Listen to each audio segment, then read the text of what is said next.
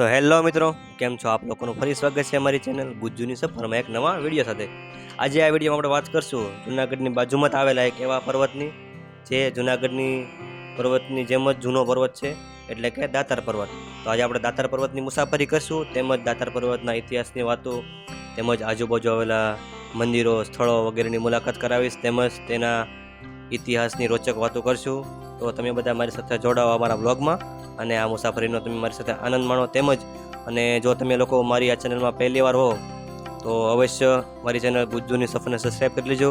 તેમજ આ દાતાર પર્વત પહેલાં આપણા બે ભાગ પણ આવી ગયા છે, જે દામોદર કુંડ અને મુચ્છુકુંડ ગુફા છે, જેની લિંક મેં ડિસ્ક્રિપ્શનમાં આપેલી છે, તો તમે લોકો ત્યાં જઈને પણ વિડીયો જોઈ શકો છો। તો ચાલો આપણે આપણા દાતાર પર્વતની મુસાફરી શરૂ કરીએ।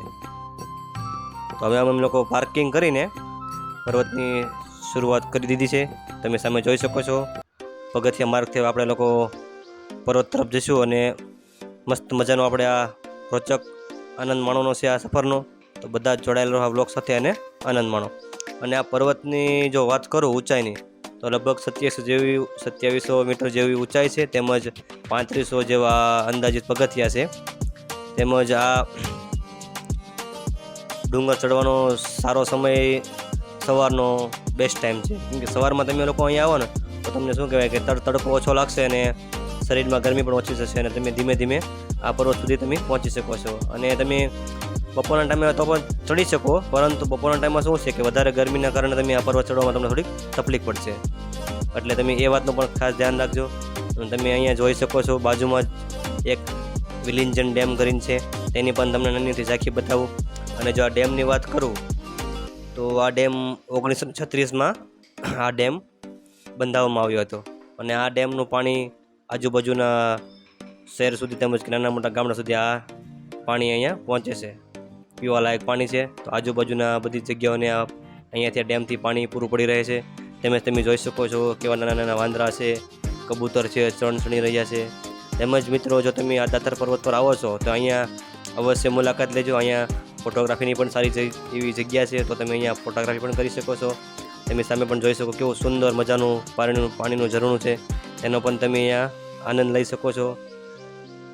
તમે અહીંયા જોઈ શકો છો આજુબાજુ કેટલી અવર જવર છે, તો તમે અહીંયા ફોટોગ્રાફી પણ કરી શકો છો। અને તમે એ પણ કહેવાનું જરૂર કહીશ કે જો આ પર્વત પર આવો છો તો અવશ્ય અહીંયા તમારા મિત્રોને લઈને આવજો, કેમ કે તમને બહુ જ અહીંયા મજા આવશે। હવે આપણે ફરી આપણા પર્વતની મુસાફરી ચાલુ કરશું। આ ડેમની આપણે થોડી નાનીથી તમને ઝાંખી બતાવી, હવે આપણે ફરી આપણી મુસાફરી ચાલુ કરીએ પર્વત ચડવાની। તો ચાલો આ વ્લોગ સાથે તમે મારા જોડાયેલા રહેજો।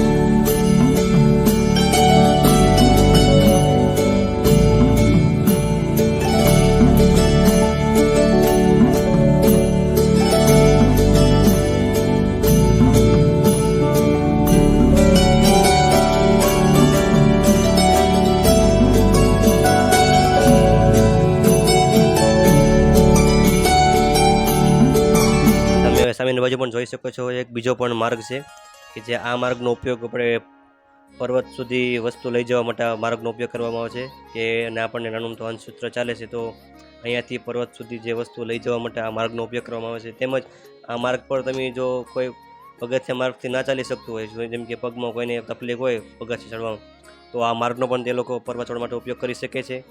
તે પણ મિત્રો ખાસ ધ્યાન રાખે, તો આ માર્ગનો પણ તમે ઉપયોગ કરી શકો છો। એ પગથિયાની બાજુમાં આ માર્ગ છે, તો તમે તેની આ માર્ગથી પણ તમે ડુંગર ચડી શકો છો। તો અમારે લગભગ કલાક જેવો ટાઈમ થઈ ગયો છે પગથિયા ચડતા, તો હવે અમે લોકો થોડોક અહીંયા એક નાનું અમથું પીરની જગ્યા છે ત્યાં વિશ્રામ કરશું, તેમજ પાણી પીશું અને ફરીથી અમારી મુસાફરી ચાલુ કરશું।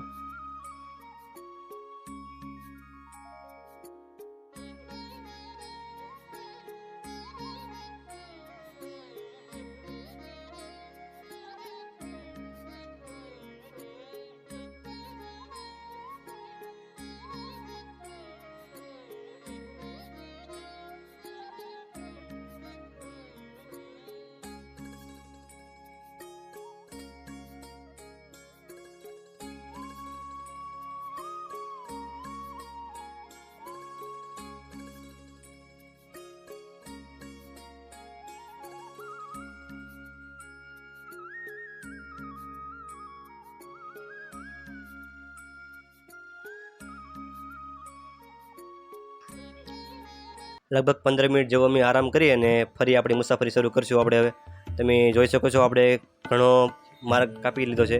આપણે થોડાક ક્ષણોમાં એટલે કે થોડીક ક્ષણોમાં આપણે ત્યાં ડુંગ સુધી પહોંચશું.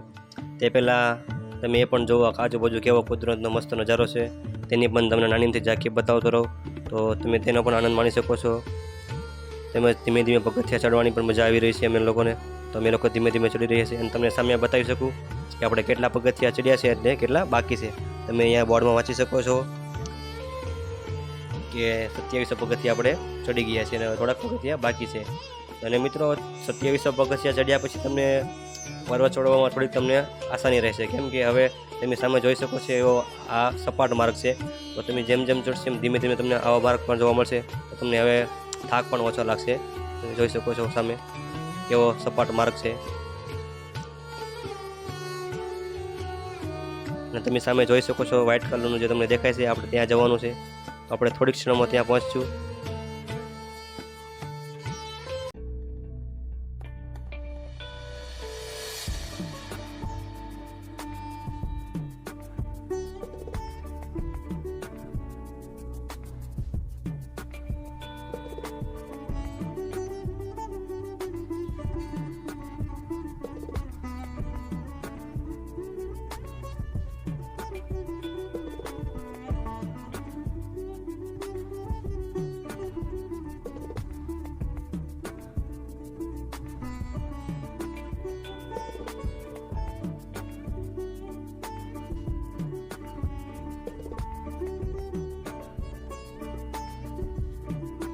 તમે એ પણ જોઈ શકો છો સામે કેવો સુંદર કુદરતનો નજારો છે, તેમજ કુદરતી વાતાવરણ છે. તમે સામે જોઈ શકો છો તે પર્વત ગિરનાર પર્વત છે. તેની પણ મુસાફરી આપણે ભવિષ્યમાં કરશું, તો તેનો પણ વિડીયો અવશ્ય બનાવીશ અને તમને બતાવીશ. અને તમે હવે જોઈ શકો છો આપણે જે 2 થી 3 કલાકનો મુસાફરી ચાલુ કરી હતી તેનો હવે અંત આવી ગયો છે. આપણે દાતાર પર્વતના ટોચ સુધી પહોંચી ગયા છીએ.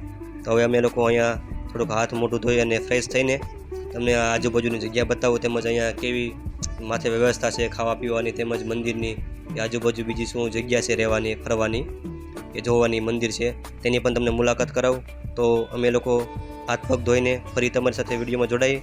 તો તમે અમારી સાથે વિડીયોમાં બન્યા રહો અને આ વિડીયો જોતા રહો. તમે અહીંયા જોઈ શકો છો આ દાતાર પર્વતની બહારનું પરિસર છે, જ્યાં તમે આરામથી બેસી શકો છો, તેમજ અહીંયા ભોજન પણ લઈ શકો છો તેવી સારી વ્યવસ્થા પણ છે. તેમજ અહીંયા અંદર ફોટોગ્રાફીની મનાઈ હોવાથી અમે લોકો અંદરની ફોટોગ્રાફી નથી કરી, પણ તમને અહીંયા બહારથી મંદિરનો નજર બતાવી દો કે અહીંયાથી બહારથી તમને કેવું લાગી રહ્યું છે એ પણ તમે અહીંથી જોઈ લો અને અહીંથી દર્શન કરી લો.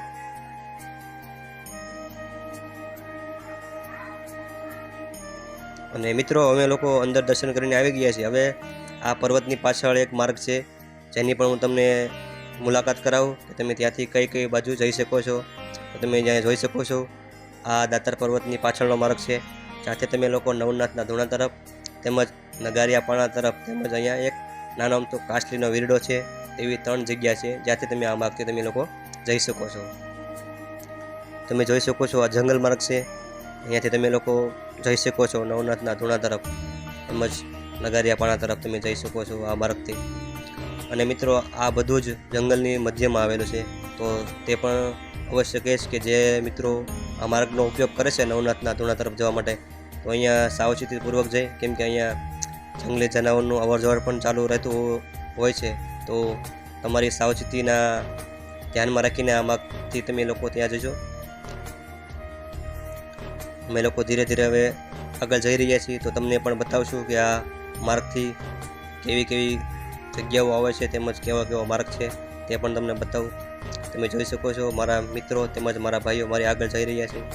અને અહીંયા થોડીક ક્ષણમાં આપણે જે વાત કરી હતી કાસલીના વીરડાની, તે પણ હમણાં અહીંયા આવશે, તેની પણ તમને નાનીમથી ઝાંખી બતાવું. અને જો આ વીરડાની વાત કરું તો કે આ વીરડા પથ્થરની વચમાં એક પાણીનો એવો સ્ત્રોત છે કે જે પાણીનો સ્ત્રોત ક્યારેય સુકાણો નથી. તો તેની પણ નાનીમથી તમને ઝાંખી બતાવું. અને આ પાણી પીવા લાયક પણ છે, તો એ પણ તમે લોકો ખાસ નોંધ રાખજો કે તમે લોકો પાણીની બોટલ ના લાવ્યા હોય તો અહીંયાથી પાણી તમે પી શકો છો. અને મિત્રો આ બધું ચારે બાજુ જંગલ માર્ગ છે, તો તે પણ અવશ્ય ખ્યાલ રાખજો. અહીંયા જંગલી જાનવરનું અવરજવર પણ થતું રહેતું હોય છે, તો તે પણ સાવચેતી રાખજો. અને હવે તમે જોઈ શકો છો અહીંયા લખેલું છે કાસલીનો વીરડો. નાની અમથી પીરની દરગાહ છે. તો તમે જોઈ શકો છો આપણે જે વાત કરી હતી વીરડાની, ત્યાં વીરડો છે. આમાં ક્યારેય પાણી સુકાતું નથી અને આ પાણી પીવા લાયક છે. તો અમે લોકો હવે અહીંથી પાણી પીને હવે નીચેની બાજુ જઈશું જંગલ માર્ગે, કે આગળ કઈ કઈ જગ્યાઓ છે એની પણ તમને મુલાકાત કરાવું.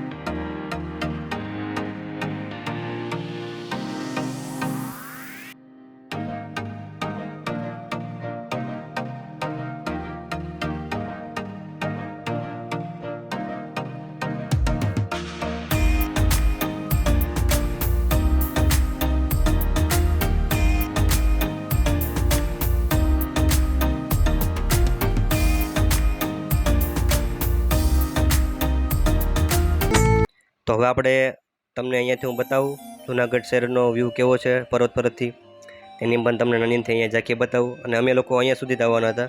હવે અમે લોકો નવનાથ ધૂણા તરફ નથી જવાના, કેમ કે ત્યાં વન્ય પ્રાણીનો અવર જવર હોવાથી અમે લોકો ત્યાં જવાનું કેન્સલ કર્યું છે. તો હવે અમે લોકો અહીંયા જંગલમાં થોડું નાનું મોટું ફોટોશૂટ કરશું અને પાછા પર્વત તરફ નીચે જઈશું. અને તમને કેવી લાગી અમારી જૂનાગઢ સિરીઝ અવશ્ય કોમેન્ટમાં કહેજો. અને આપણે હવે ટૂંક સમયમાં જે દિવાળી પછી ગિરનાર પરિક્રમ ચાલુ થવાની છે ત્યારે આપણે ફરી મળશું આપણે નવી સિરીઝ સાથે. ત્યાં હું તમને બધી જ ગિરનારની પરિક્રમ લગતી બધી માહિતી આપીશ. તો ફરી મારી સાથે જોડાજો. ત્યાં સુધી જય હિન્દ, જય ભારત, જય જય ગરવી ગુજરાત.